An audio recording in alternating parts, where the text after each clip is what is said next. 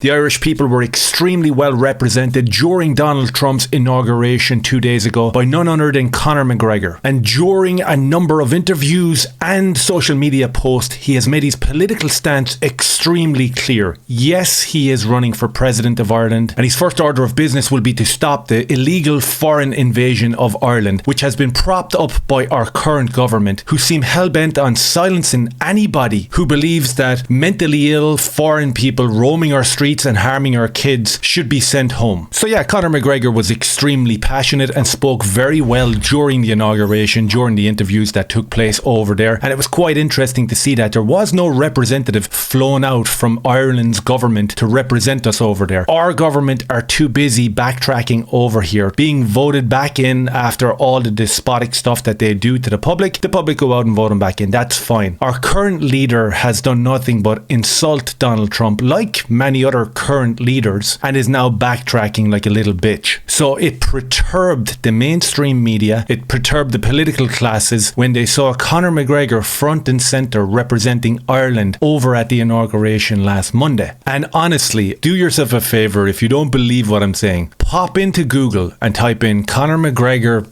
inauguration, Conor McGregor for president, because these are the buzzwords that have come to fruition in the last couple of days after his pronouncement that, yeah, he's going to run for president. And yeah, he wants to stop the foreign invasion of Ireland, exactly like what Donald Trump is attempting to do in America, albeit with the nuances that you might or might not agree with. The media are going after him. Absolutely disgusting. Conor McGregor bizarrely called the pride of Ireland as he mixes with Trump's inner circle. Conor McGregor voices his support for jailed far-right activist Tommy Robinson. Why is Conor McGregor attending Donald Trump's inauguration? Conor McGregor turns up at Trump's inauguration amid new sexual assault lawsuit. Conor McGregor in long, rambling anti-immigration rant as fears grow among undocumented Irish. So that's just a sample of some of the coverage that he's getting in the mainstream media over on this side of the pond. Over in America, they're just looking at him the way they look at everybody else. Yes, you were in court for a civil case that the police didn't want to proceed with, and the new allegations are pretty much the same. So they're trusting their police forces and they're trusting the system over there. Here in Ireland, it's kind of judged by social media, judged by what the mainstream media condemn you to be, and that is someone who is an anti-immigrant ranter or something. So let's have a little listen to see how the interviews went, because I thought that he spoke very, very well. So excited to chat with you today. What do you think about tomorrow? Oh, amazing to be here. I'm very excited, very optimistic about the future, and it's a good time here in the United States. I was here the last time Donald Trump became president in 2016, and the energy and the response is night and day, which is a testament to how he's done as a president in his last run and how he's handled himself since. What do you think is different this time around? Lessons learned, hard lessons learned, and a backing of his country now. I feel the people are backing him, and I'm excited to see him go do it. I hope he does it. I wish him all the best. Hard lessons learned. I think Conor is actually making a correlation between the allegations that are put towards Trump to try stop his political aspirations, which inevitably failed, and then we saw the Democrats crying foul because they were trying to use these allegations as a political tool to stop the man. And I think that Conor believes that he's actually in the same boat, and a lot of people would agree as well. Just in terms of being vocal, speaking about stopping illegal immigration into the country. As soon as Conor started doing that, we got an influx of allegations and civil convictions. As soon as that happened, the media had every tool that they needed, and they have shut him down on every facet. Unfortunately for them, Conor McGregor is bigger than Ireland's government, which is composed of a bunch of loser soy boy nut jobs, and he's bigger than the Irish mainstream media because they run their business in an echo chamber. And unfortunately, people have been waking up incrementally over the last 5 or 6 years and have realised that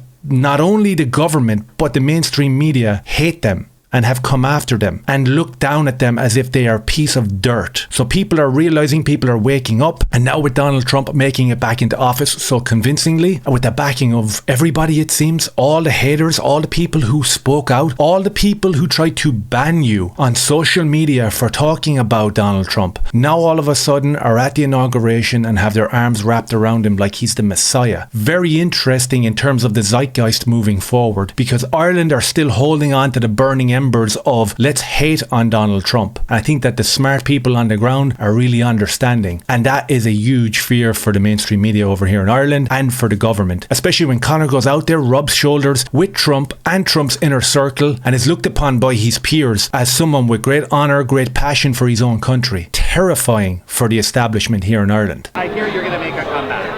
Yes. What is President Trump teaching you about making comebacks? He's showing resilience.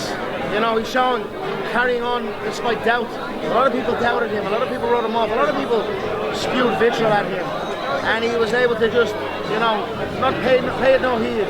And that's commendable. And I need to learn from that my own self. So I'm here as an ear, to listen and watch and see how this unfolds. And, you know, I'm very excited about the future. What do you think is going to happen in the first 100 days? What do you expect? I hope action. I hope action, because it's not like, okay, you've won now. You know, a fight you win, you go out, you celebrate, and then maybe you take a few weeks off. An election is very, very different. You win, and then, you know, then it's go time. Then the job starts. So now, although we're in celebratory mode, we want to see action. Words have won this election for him. Now he needs to follow through with actions. And I'm confident he will. I'm confident in the team that he assembled. I think they are all strong individual people with their own mindset. Again, drawing correlations between himself and Donald Trump, and he's there to listen and learn. And this really does kind of arc back to the old Conor, where we saw him entering into the world of MMA, entering into the world of UFC, watching and learning and growing as it went along. And I think it's a white pill for Conor McGregor fans or for people of the sport to see him being so cohesive during these interviews, speaking so eloquently like he used to before. And it looks like he has a refocus to not only learn, but to push forward and progress. And if he's watching what Trump is doing and he's talking about the first 100 days in office, wanting to see action, that the job is just starting, I'm sure this is terrifying people back here in the mainstream that want to shut him down, because they didn't even have the balls to send an Irish person out there because they were so embarrassed because all they do is talk shit about Trump. Pathetic losers. What does it represent when America has Trump in charge? America is the superpower of the world, and long may it continue. We love America and Ireland. My heart, I have as much love for America as I do for my country of Ireland. It has so much ripple effect for the entire free world, for the entire Western world. And Ireland is going through its own issues at the moment. And this tenure here that Donald Trump is about to undertake will have big effects in Ireland. And I'm interested to see. I hope I get to speak to him tomorrow. I believe I do. I'm going to hear him out. I'm going to speak my piece and see where we go from there. Who knows? Thank you so much. It'd be very interesting to be the fly on the wall during that conversation between Donald Trump and Conor McGregor if it actually did take place. And you can kind of guarantee where that conversation would be leaning towards. In terms of what Donald Trump ran his campaign on, illegal migration has to be stopped. And if you can stomach it, maybe turn on a news station back here in Ireland and enjoy the tears that are flowing from these soy woke losers who are absolutely appalled at what Donald Trump has done in his first 2 days in office. We haven't even reached the 100-day mark yet, and already there's a complete meltdown. It's really beautiful to watch, I have to say. So you can imagine that they're just going to be terrified at a conversation between Donald Trump and Conor McGregor, especially if the word illegal migrant is mentioned. They're trying to remove that from the vocabulary here in Ireland, or just make it the #1 hate speech logo that's out there for the far right and all this type of stuff.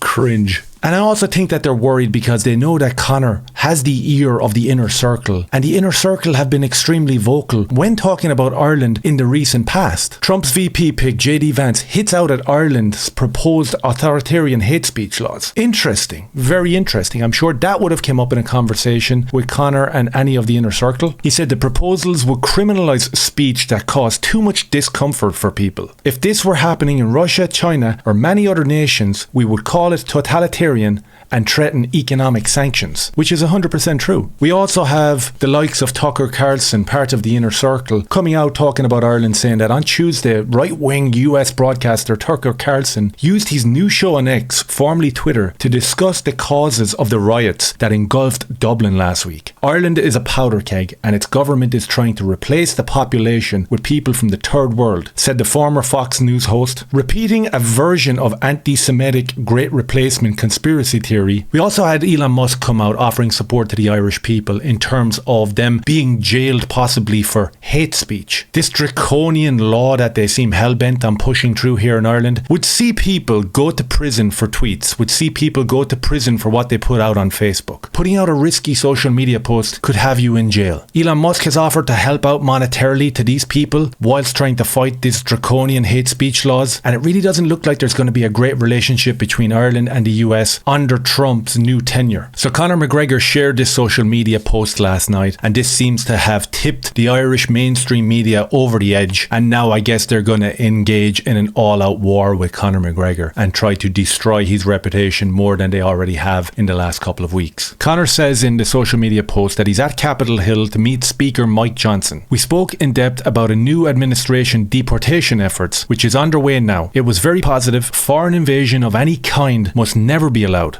Ever. It can come in multiple forms, bearing gifts akin to the Greeks. Recognize it and rid it. Restoring and maintaining security of our nation is the utmost of importance. The be all and end all. Secure your nation. I am here watching, learning and representing for Ireland. Ireland and its human trafficking racket needs absolute dismantling. It is a breach of our security and our sovereignty. For me, it's a national emergency. Ireland's welcoming nature has been fully abused. Divisions have now been sown so deeply into the fabric of Ireland's indigenous as well as its legal migrant population that tensions are boiling. People are on tender hooks. Tactics of a rogue government while they loot our country. Corruption is rife. Our population has risen. Our crime rate has risen. Our homeless figures have risen. Our police force are declined. We cannot sustain mass migration. A racket fueled by the greed. It must end now. I am against fully the entering of Ireland by any foreign criminal or mentally unwell person. Deport, deport, deport. Good luck, USA. The world is watching in support. A powerful message from Conor McGregor that has shook the overlords here in Ireland. Let's watch how the mainstream media and government officials will try tear down Conor McGregor this week. And be vigilant whilst we're watching it. Understand what's actually happening. Understand the words that are being used and the reasons behind them. Remember that it's the country that we call home and the country that we loved is on fire right now and burning under the weight of illegal migration. And whilst our government seem happy to sit back and watch that happen and try criminalise and put you to prison for voicing your opinions on this matter, Conor McGregor is the loudest voice out there speaking for us. Let me know your thoughts down below. If any of this made sense, maybe hit like, subscribe and share. Cheers. I want to share my new Patreon. Any support is welcome over there. Keeps the show on the road and I'd really appreciate it. Cheers.